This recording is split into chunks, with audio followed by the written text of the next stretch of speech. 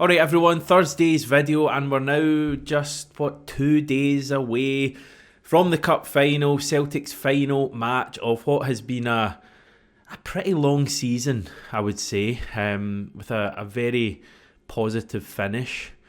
It's not been that long a season for Celtic AM, if I'm totally honest.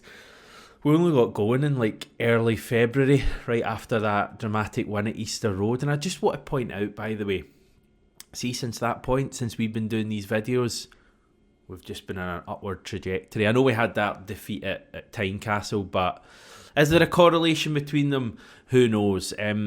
Let's just say there is, and let's just say we want to keep this thing going, and let's just say I'd quite like to get to 7,000 subscribers before kick-off on Saturday. If we manage to get there, it'll be a pretty mega achievement, given that we've only been going just over 3 months. So hopefully I startled you there and have your attention now.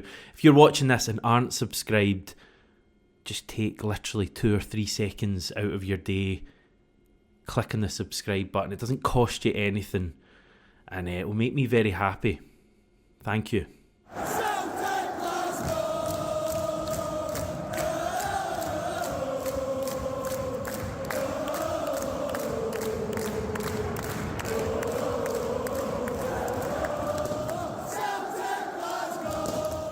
Got a few things to discuss today. First of all, the provisional Scotland squad for the Euros was announced yesterday. Now, I'll show you the screen in a little minute. There will be 28 players on it. It will be whittled down to 26 for the Euros themselves. So if you're quick at maths, 28 minus 26, you'll know 2 players on this list will be removed for the actual tournament. Scotland have a couple of friendlies against Gibraltar and Finland coming up first.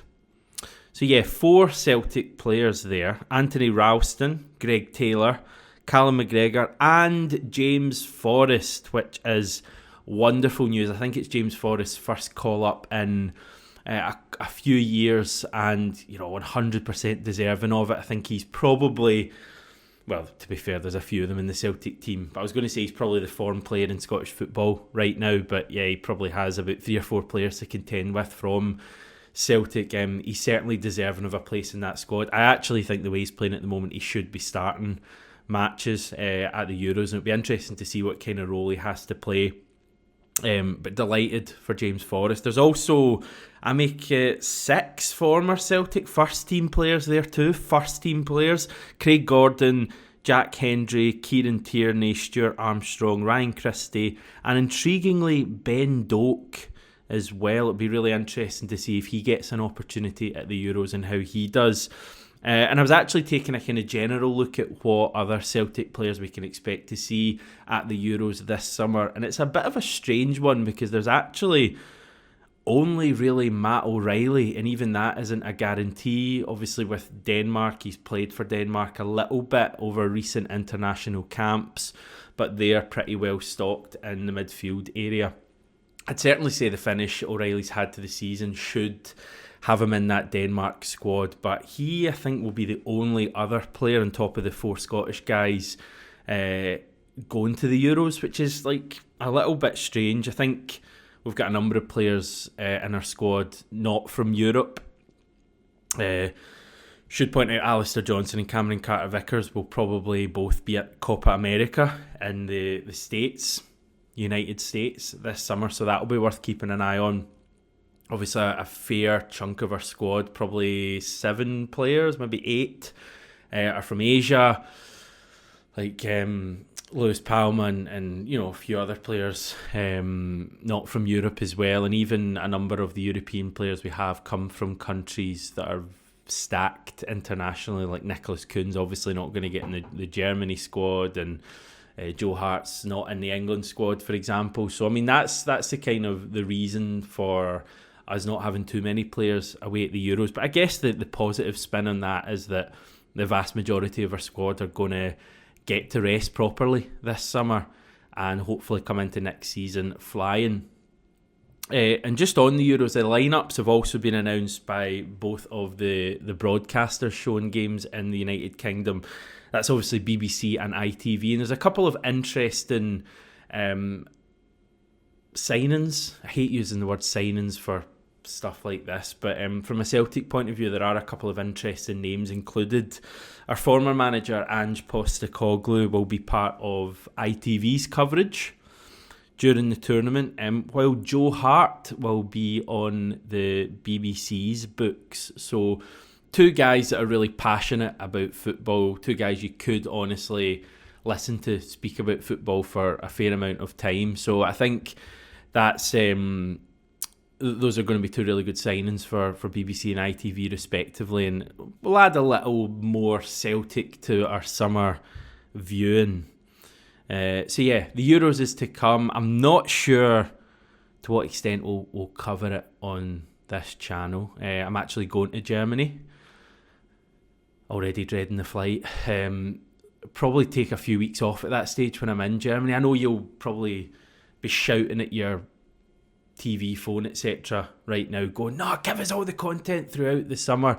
I just know from experience on 67 Hail Hail, I think during the last Euros, that we went big on the Scotland stuff, and the views went like that. Like they really struggled, which is fair enough. It's a Celtic channel, so maybe we'll do a couple of videos around it. But I think generally I'll maybe use, certainly at the time when I'm in Germany, to take a wee break, and then a bit like hopefully the Celtic players, we can come back raring to go for the new season. And things will be changing a bit on the channel, but we'll tell you about that in due course. Right, moving on, we've got some youth/contract chat for you now. An update on the Daniel Kelly contract situation from Mark Hendry at Football Scotland. Now, Kelly is out of contract at Celtic at the end of this year. Not the end of this season, but the end of 2024. So he could theoretically speak to potential new clubs in like a month or so. I think they've got that kind of 6-month rule. Now, this report from Football Scotland says that there will be more contract talks this week between Kelly and Celtic. The key bit here is that the feeling inside the club is that they believe they can have successful talks. So Celtic are still confident of having Kelly sign a new deal. Football Scotland also says sources in Germany have made it clear that Kelly is viewed as a serious talent. Now, Bayer Leverkusen said to be keen on him, and while I doubt that's for their first team right now, that's been obviously so good this season, not great last night against Atalanta, but apart from that, you know, not lost a game. I think it would be more for their development teams. But yeah, if he was to move on before signing a new deal, the understanding is that we'd be entitled to around about £500,000 in compensation if he signs a new contract. Obviously, that protects Celtic to a far greater extent. We could ask for much more money, but he's clearly quite highly rated. And personally, I've said it a number of times now, I obviously want to see him sign a new contract and stay at Celtic. Don't want to keep losing youth players before they make any sort of impact. But I'd like to see him loaned out next season to another Scottish Premiership team. Get him playing regularly, get him gaining experience at Premiership level. And let's really find out about Daniel Kelly.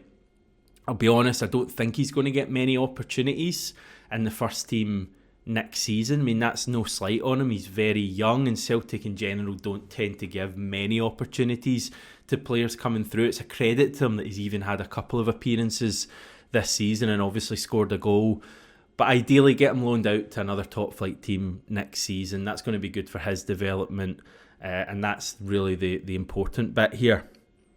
In other news, the club have announced that central defenders Dane Murray and Lenny Agbear, both from the B team, have signed new 2-year contracts that will tie them to Celtic until the summer of 2026. Murray, in particular, has missed a fair amount of time over the past couple of seasons. You'll probably remember him actually coming on as a sub in the first game of the Ange Postecoglou era, the first competitive game, that 1-1 draw at home to Midtjylland. So he's actually had not just first team football, but Champions League first team football. So you wonder for him going from that kind of high, what the last couple of years have been like, especially when he's had, you know, some certainly one really serious injury. So hopefully now he's signed that new deal, he can just really kick on over the next couple of years. I must admit, I know far less about Agbear.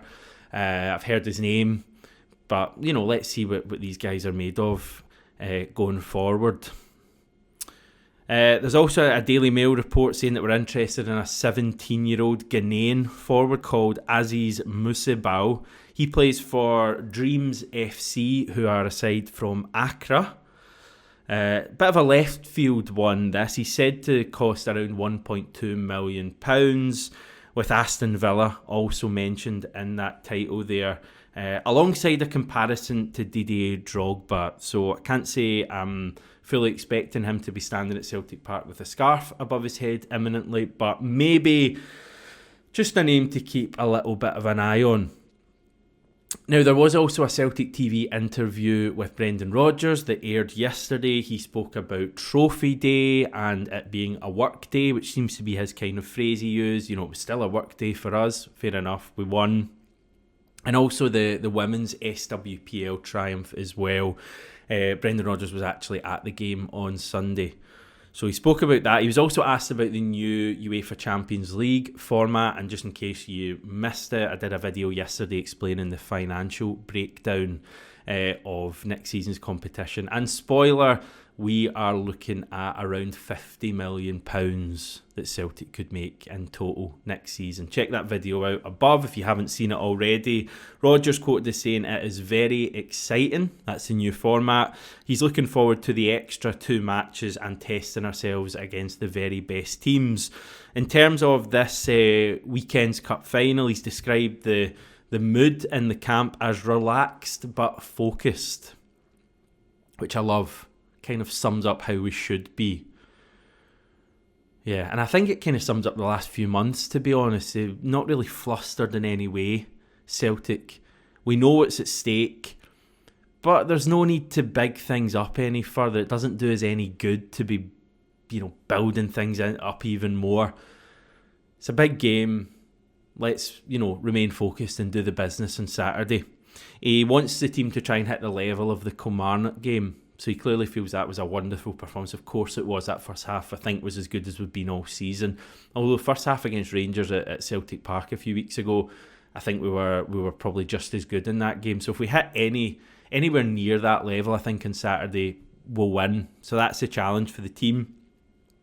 On the Joe Hart stuff and whether that would give us any sort of extra motivation, Rodgers didn't actually shy away from that or play it down. He said, "There will be an understanding of this being his last professional game. We would all love to send him off into the sunset with another trophy in his collection. Joe is very focused. He's won another league title and now he's lasered in on helping the team."